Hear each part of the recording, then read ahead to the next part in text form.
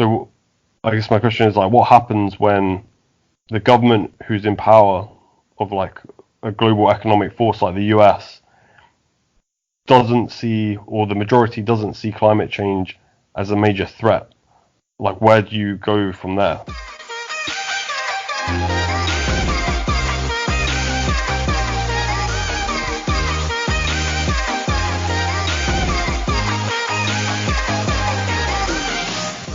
Welcome back to Maturing Cheddar episode 9, bringing you a variety of cross-Atlantic viewpoints from the UK and US about this weird and wonderful world that we live in. Find us on Spotify, Apple Podcasts, YouTube, and follow us on Instagram at Maturing Cheddar.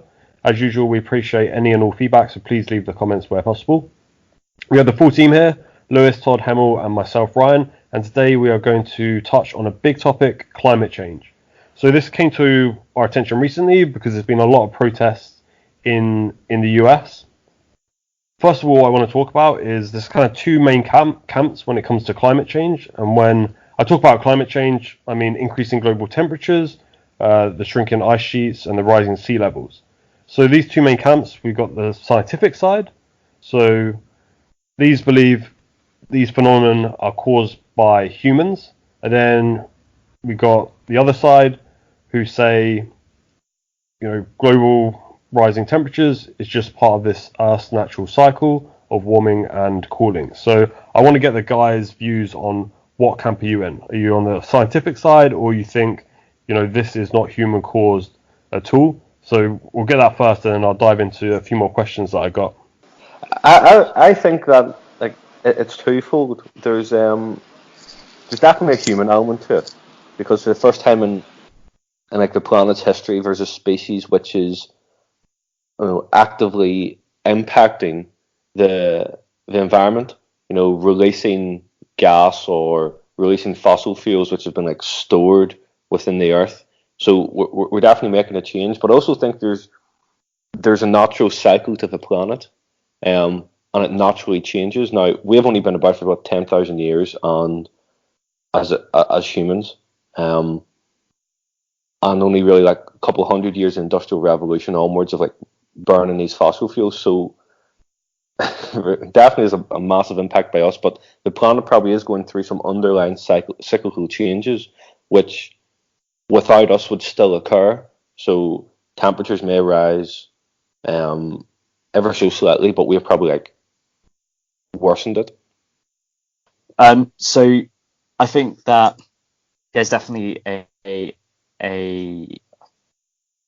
So I agree with Todd. There's definitely a twofold part of it. I think the Earth is naturally going to warm up, but I would say that's been further amplified by the fact that you have a lot of the human element. So obviously, large greenhouse gases, more methane going into the atmosphere. So I would say almost definitely the human element of it has amplified and made global warming a lot worse than what it would have been naturally.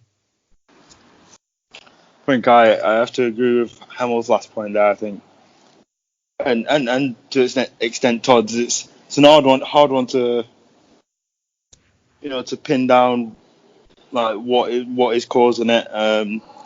But I think undoubtedly, apologies to listeners, I'm in a train station, so sorry if you hear background noise. But yeah, I think if you pin it down to what humans' contributions are, that definitely I think we've accelerated it. Isn't the correlations to the industrial revolution and stuff like that, and what's been happening since then is almost makes it almost undeniable from a high level view. But that doesn't mean the overarching global warming is only down to humans. I think we've definitely contributed to accelerating it. Yeah, well, I kind of agree with a bunch of your guys' points, right? I think humans have definitely accelerated the climate change, increasing global temperatures, but also there's this potential for these underlying Earth cycles, which is going to be hard to prove what's what. But I just think human factors is the cause, and there's evidence out there. So that brings me on to our next point, because I think recently I have some statistics that people have definitely become a lot more concerned in the last few years of climate change. So there was this survey in the UK that looked at, the percentage of people that thought climate change was a major threat. And between 2013 and 2018, this increased from 48% of people to 66% of people. And it was kind of the same pattern in the US. So a lot more people are becoming more worried about climate change. So my question to you guys is, if you look at all the world's problems, so poverty, we've got war, possible economic recessions, where do you think climate change ranks in these problems in the world, and why do you think it ranks where you put it? Ooh, tricky question. Could get a few enemies there, couldn't you? By saying the wrong one. I think it's got to be quite high for me. I mean, when we were talking about, I relate that to like what is global warming, and like one thing that I think everyone can understand quite simply is people relate global warming to like the changing weather patterns and stuff like this. So is the changing weather affecting your life? Because that's something everyone can feel the effect of. So I think in my case, I've definitely seen shifts in weather patterns in the UK. I feel like snowing at weird times of the year and by weird amounts. I'm not saying like snowing in June, but like just generally getting a bit later than what it used to be, and weather just autumn shifting, if you like, fall to you Americans shifting, and in that sense, because that's something I can see, I therefore. And then if you relate that to global warming, if you say that's because of global warming, then surely it has to be quite a high problem. If you think there's something that humans are doing to contribute to global warming and it's literally changing the weather, don't you think that's I think that's quite a powerful thing. So I think for some of the issues that you described, I think global warming could actually be seen as a cause of those issues rather than a separate issue on its own. So if you look at temperatures getting higher in say sub-Saharan Africa, that leads to drought, which leads to increased poverty because individuals aren't able to grow the crops or food they need to survive. When you look at it elsewhere and perhaps a more developed economy, you're looking at the cost of water getting higher. So then that obviously means you have less available disposable income to spend. So could in turn somehow have an effect on the consumer economy. But then if you look at on the flip side in terms of how it's affected us in Europe, I think it was only just last year where Paris and Lisbon actually had temperatures of, I think, between 35 to 45 degrees. So it got very, very hot. And then that leads to other issues such as heat strokes. And obviously a lot of elderly people passing away because the heat is just too much, or their houses aren't equipped for dealing with those sort of temperatures. So I think it's definitely very, very high up. And I think if we look at it from actually this problem is actually global warming is causing problems, which if we resolved could have a lot of trickle down effect in dealing with the other problems which underpin it. I actually disagree. Not with that. So, like, where am I going with this? Global warming is important, and it's not a trend. It will be about for a while, if not forever, because the planet will always be here, hopefully. Well, while I'm here. But on the international scale, I actually think global warming is just so low on the priority list because war is going to be top of priority because it's the war machine creates money. And like in the capitalist world, people are just going to love war. Even though they don't want to publicly say it, they're always going to keep war going. Poverty is not high on the agenda because if it was, more would have been done to address it. You've got huge parts of the world in poverty, and even today, like in the UK, poverty sweeping across like the nation, and there's a lot of kids like just above or below. BBC does some like interesting reports on kids hitting the breadline, and how they're like seeing that impact schools and the education system. So I think like you're right, climate change like has a cause and effect on like impacting a number of these big other topics, but it's only in the news at the minute because of like some people's activism or a bit more focus around it through, as Ryan said, like the protests on March and what we've seen in London with Extinction Rebellion, trying to impact people's lives. But unfortunately, I just don't think like at a high enough level where people have the power to make decisions and influence things to truly actually care about it, because everyone's so short-term minded. Like, this is jumping off a bit, but if you look at the financial markets, most people are focused on quarterly results, and that's what drives changes. If you've got a mindset of you're only looking forward to the next quarter and what your results are going to be, you're never going to look. Very few people are going to really care about strategic long-term change, and so that's the same in like countries. Politicians only care about the next election, which is a couple of years. Very few people are looking at 10, 30, 50, 100 years down the line, and they're not going to be here in 100 years, so they're not going to care about impacting, a world 100 years down the line for the better of people who they don't even know or don't even exist. Now, there are some people out there who will make huge changes to the world, which will be everlasting or will span generations, but I just don't feel that climate change is at the top of enough people's priority list, personally. I think actually you raise a really good point, Todd, because I think a lot of companies, in terms of financial markets, I know a lot of companies now are sort of producing a sustainability report, so it talks about their impact on sustainability, but it's definitely seen as this is something that we decided to off our own back. No one's telling us to do it, so it's not like part of corporate governance law or anything like that, where you have to say, how are you doing in terms of sustainability.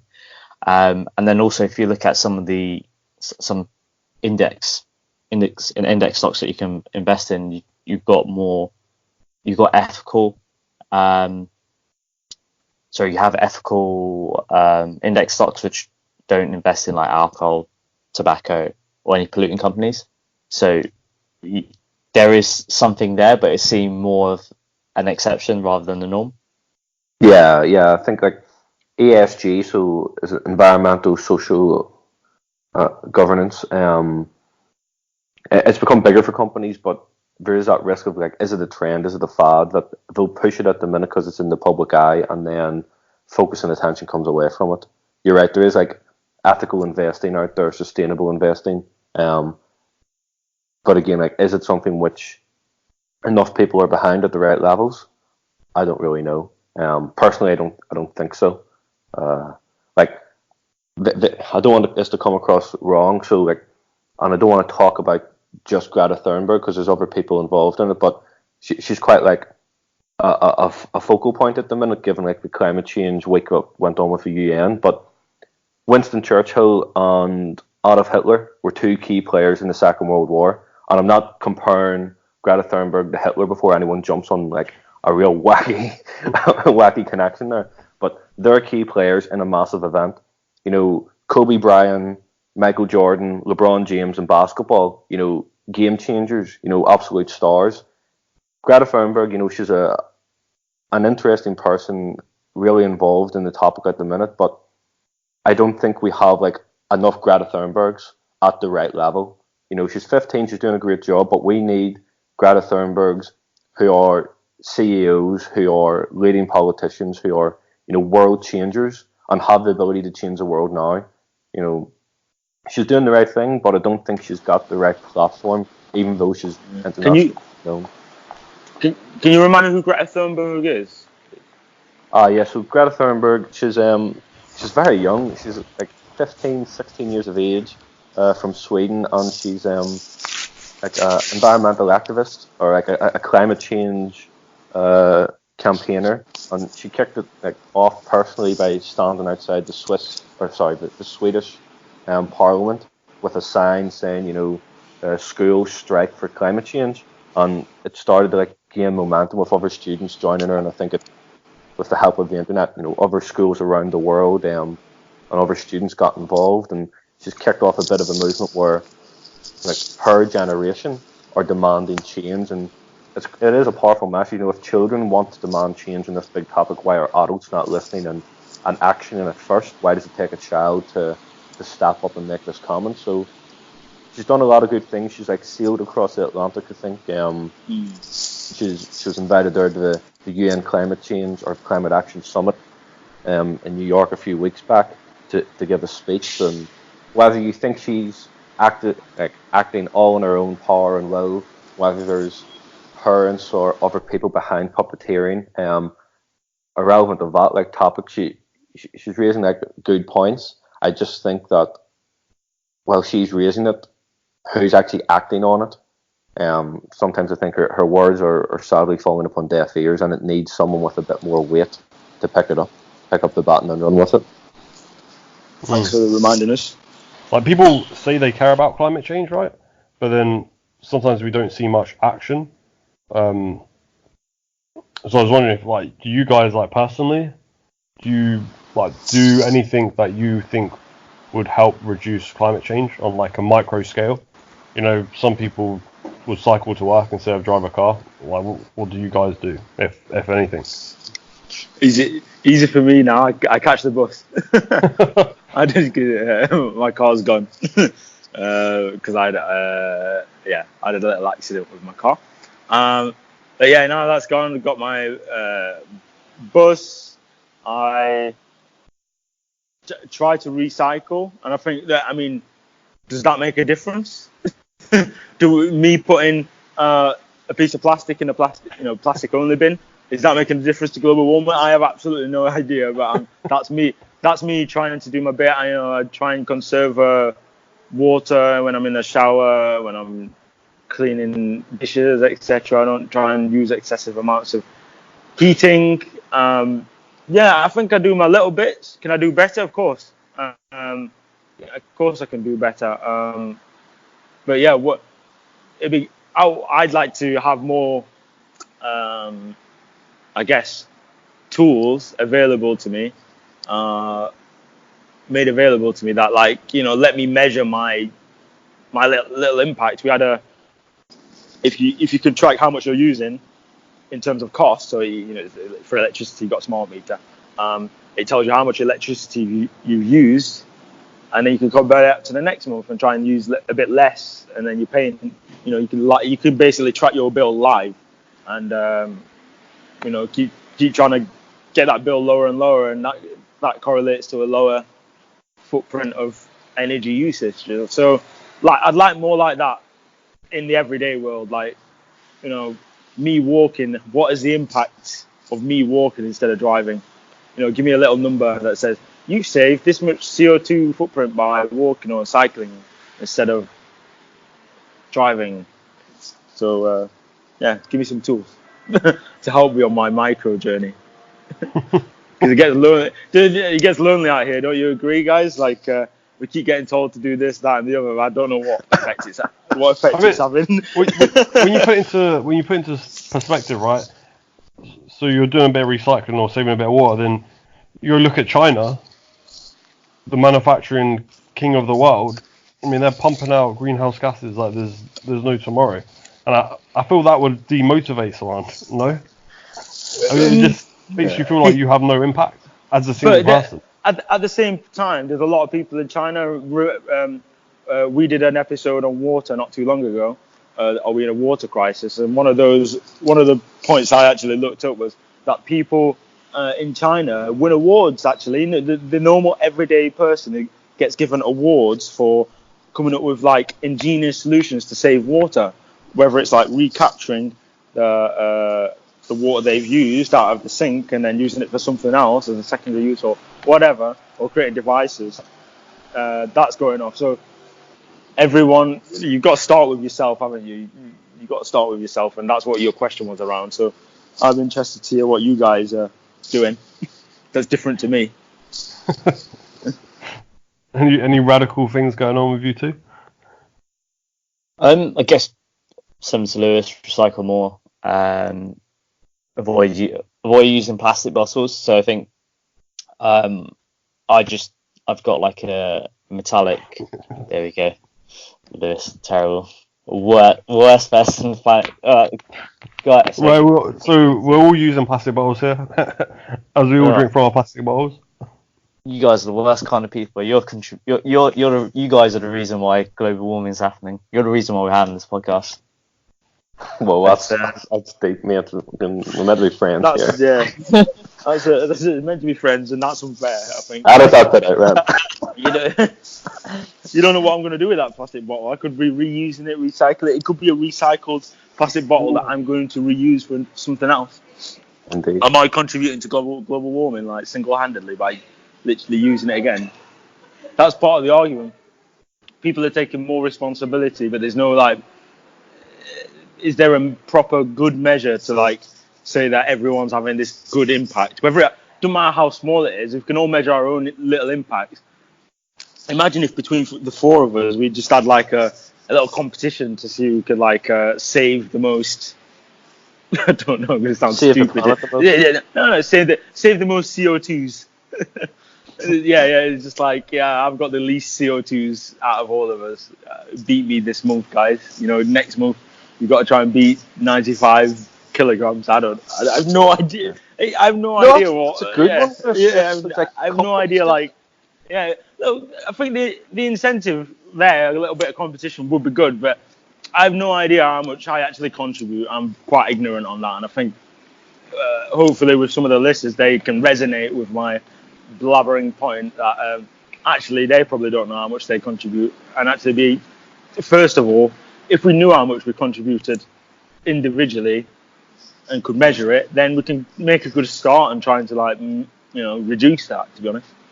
It's odd, so we never heard how you contribute to reducing the global warming effect. Yeah, so I think Lewis makes a great point, and that gives us that's a $1 billion app idea there. We're going to develop an app. So before any listeners take this on, we're going to do it first. We've got the patent and copyrights. Please don't go too fast ahead of us. This is going to launch. I'll get down to the office now. Yeah. So how do I? So well, I'm using my plastic bottle, which I've had for 3 weeks, and I'm sure I've probably ingested some microplastic into my gut, and now I'm going to die like a baby turtle, which is absolutely horrible. I'm not pouring oil into the fucking ocean like BP did, so I don't think I have a massive detrimental impact, but I don't think I'm doing enough. I've got recycling bins, which I try and use, and I say I try because I should be more diligent. Confusing. What needs bin. It's confusing sometimes, don't you think? Yeah, because I'm standing there sometimes thinking, does this go in the recycling or not? And then I just get annoyed and throw it in anyway. Because it sounds silly, because I'm sure in some people's homes they've got a sign up which says, in this bin only goes this stuff. But I haven't had that for about 8 years, and I could probably go online and search it what my local council accepts, but I don't want to say it. Part of it's laziness, part of it's at work.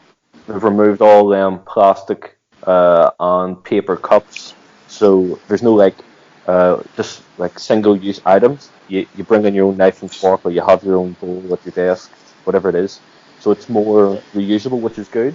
So I think in work, because a lot of it's been done for me by my company, I haven't had to think about it. But personally at home, I haven't changed my travel routine because. Is there an incentive? No.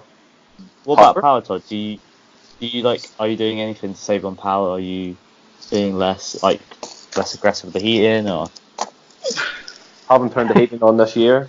I don't think I could use less power because I'm never in the flat. I'm always at work, always out and about. So I think. Yeah, it's difficult. I don't think I'm doing enough, but I really agree with Lewis's point. If I could somehow track what I did for a month and then say to myself, how can I lower this? Or I had recommendations that said you could lower this, and then your incentive would be, as Lewis said on the smart meter, your energy bill is cheaper going forwards. That would be really good. Or somehow you got a tax rebate that, Todd, if you hit below this amount of CO2 tokens this year, you can claim back X amount in tax. I think, yeah, you're right. I'd jump on that bandwagon. I'd probably take the tax rebate, spend it on a flight to somewhere sunny, and add the CO2 emissions from airlines. Pile it all back in. So this brings me to my next question, and probably the last question for this podcast, because we talk about micro scale, but what do you think governments can do? So if we're looking now more of a macro scale, what can governments do to help reduce carbon footprint? I think the UK is making steps forward on like a macro scale through the types of energy it uses for the population. So I think for the first time ever, or there's like a record lowest level of power produced from coal plants in the UK, or maybe it was Europe, I can't remember where I've seen the stat, but it's moving in the right direction that you're using more renewable energy. The issues with renewable energy is it cyclical? When the wind comes and goes, so you'll always need maybe gas power plants because they can kick energy in within an instant and then remove it, whereas renewable energy is a bit more cyclical, and how do you store it whenever the wind isn't blowing or the sun isn't shining? But I think at that level, like big renewable energy farms are an important way to go. Conscious of the manufacturing process and the setup, like you've got your CO2 impact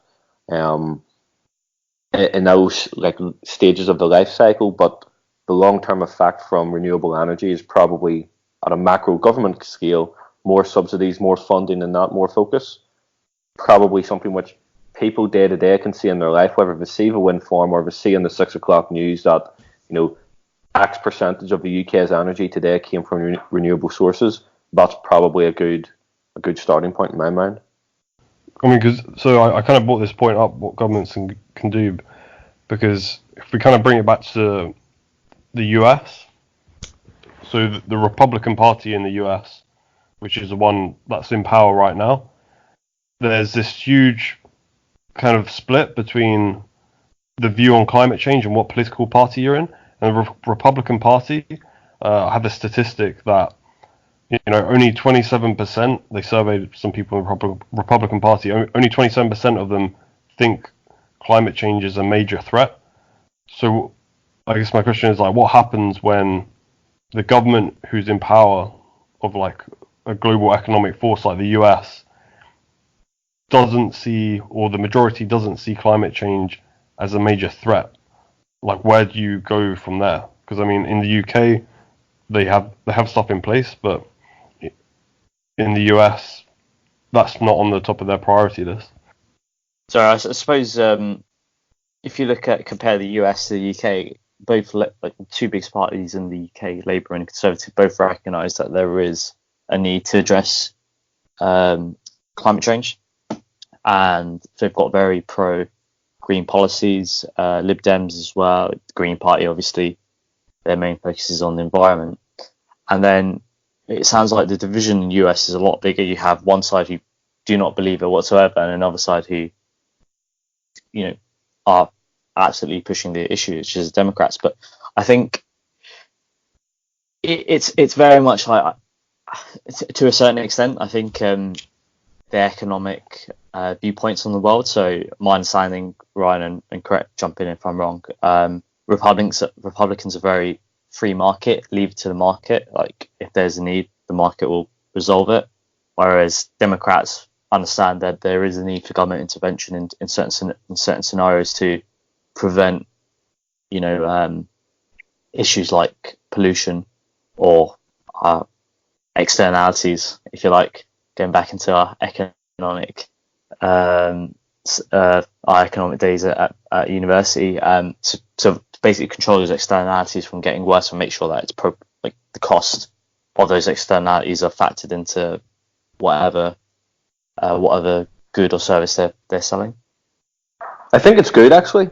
And bear with me on this. So, like, the grand old party, the Republicans, if you liken it to like your grandparent, your nanny or granda might make a comment which is politically incorrect or completely wrong. Like, they might say, "Oh, burning fossil fuels doesn't impact the environment," and then you go off on like your campaign of research to prove to your nanny or granda that actually it does. And nanny, you need to like change your viewpoint on that, or you need to like understand that things are different in the world today to what they were whenever you were my age growing up. And I think at this stage in like a matter's life cycle, so if you look at like climate change as a thing, which has like a start point and hopefully an end point where like we maybe reach a technological solution or a world solution where we're in a better state, you almost need that contrarian view, or that person who's will say wrong on the other side of the argument to say I don't believe, to kickstart more people into being active, to like address their wrong view, to say actually you're wrong and I'm going to show you how you're wrong and I'm going to do something about it to prove that. So bit of devil's advocate, I think it's good that we have them. Is it good that they're in power at the minute? No, that's not good. You'd much prefer the biggest economic force in the world to be on the pro-climate change agenda and be driving that actively themselves. But it might be the first step in getting it there. If the Republicans have such a strong view against it, it forces the Democrats to drive the agenda more, get into power, and be more of a leader on the world stage on this topic. So in 100 years, we might look back and say, look, it could have all started here with the anti-view on the climate change argument coming out of the States. So this has been Maturing Cheddar with episode 9. We've touched on climate change, how big of an issue this is in the world right now, what we're doing individually at a micro level to reduce the impacts, and what we see the government's doing at a macro level. Hope you've enjoyed the show. Again, please find us on Spotify, Apple Podcasts, YouTube, and follow us on Instagram at Maturing Cheddar. All feedback is welcome. See you guys next week. Bye.